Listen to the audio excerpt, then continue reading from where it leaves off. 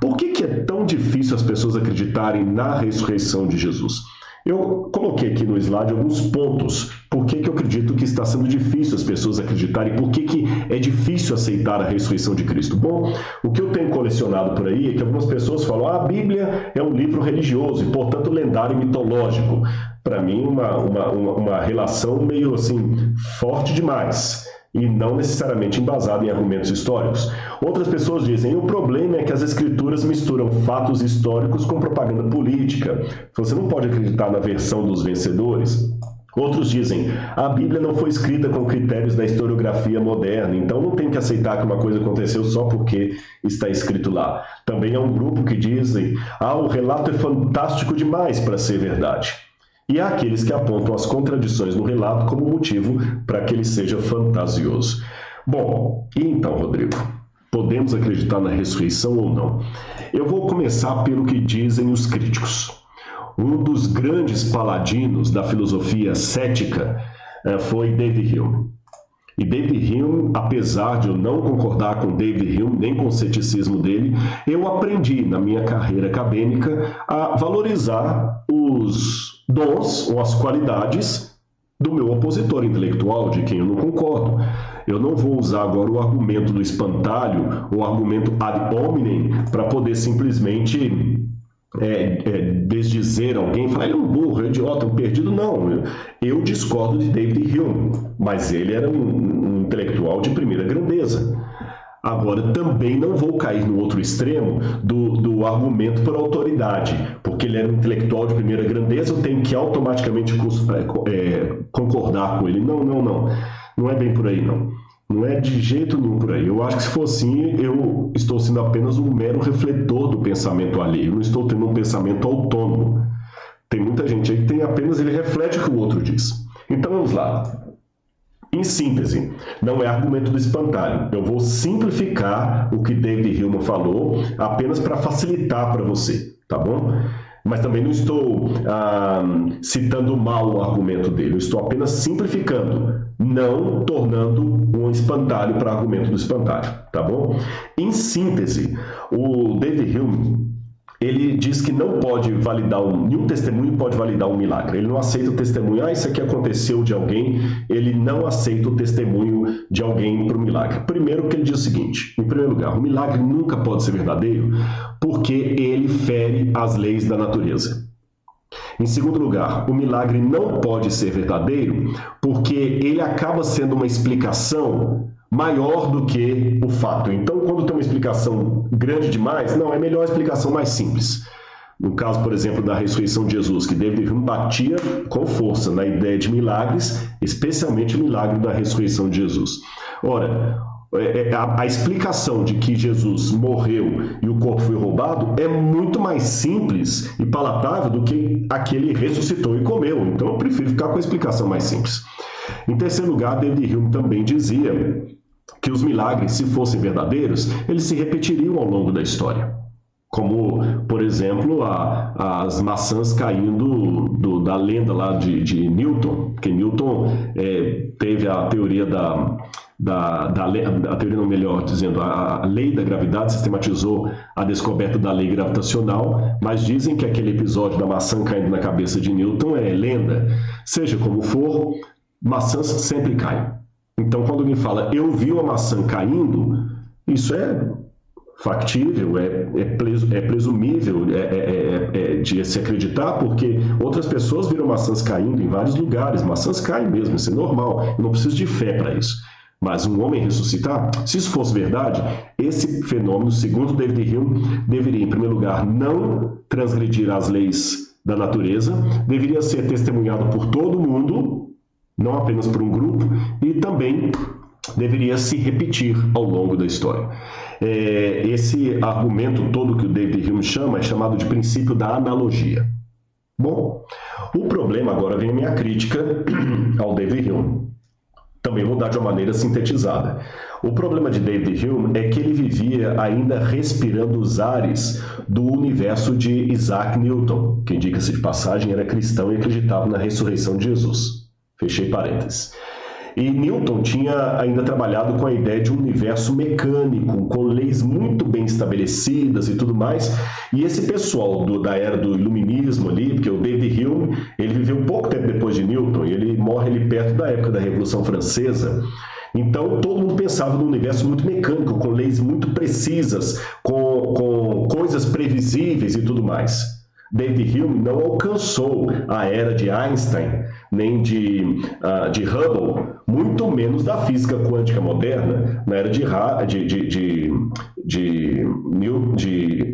Einstein, você percebeu que o universo não é tão previsível. O tempo é relativo ao espaço, o tempo dobra. Já pensou no negócio desse? O tempo dobra. A luz, a velocidade da luz pode variar a sensação de tempo, o passar do tempo. E se eu for para o próximo capítulo da física, que é a física quântica, aí que a coisa bagunça mais ainda. Por quê? Porque a física quântica, dizendo em termos apenas literários, para não ganhar a pedrada dos físicos, em termos literários, a física quântica quebra todas as regras da física comumente conhecida, a física de Newton. A física quântica joga de perna para cima a lei da gravidade, por exemplo. E aí? Será que a física quântica, então, seria uma mentira? Porque, pelo princípio de David Hume, a física quântica não seria crível porque ela também quebra leis da física. Agora, deixa eu explicar para você.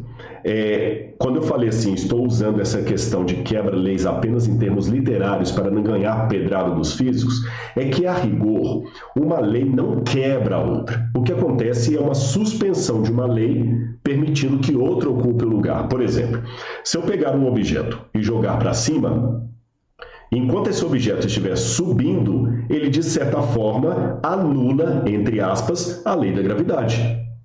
Entre aspas.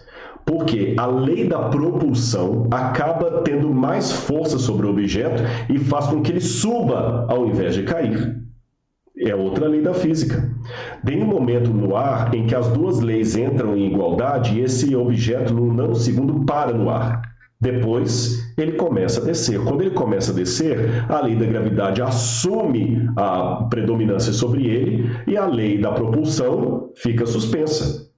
Agora, não é correto eu dizer que a lei da propulsão anulou a lei da gravidade, contradisse a lei da gravidade e que a lei da gravidade contradisse a lei da propulsão. São duas leis que continuam coexistindo, isso não é uma contradição, é um paradoxo, só que uma suspende temporariamente a outra e a outra suspende temporariamente uma. Então, para Deus operar um milagre, Deus não precisa, como dizia David Hume, necessariamente quebrar uma lei. Ele pode apenas usar leis desconhecidas para nós, como as leis da física quântica eram desconhecidas dos físicos até recentemente, e elas acabam suspendendo a ação de outra lei da natureza. Deus não precisa quebrar leis para operar um milagre.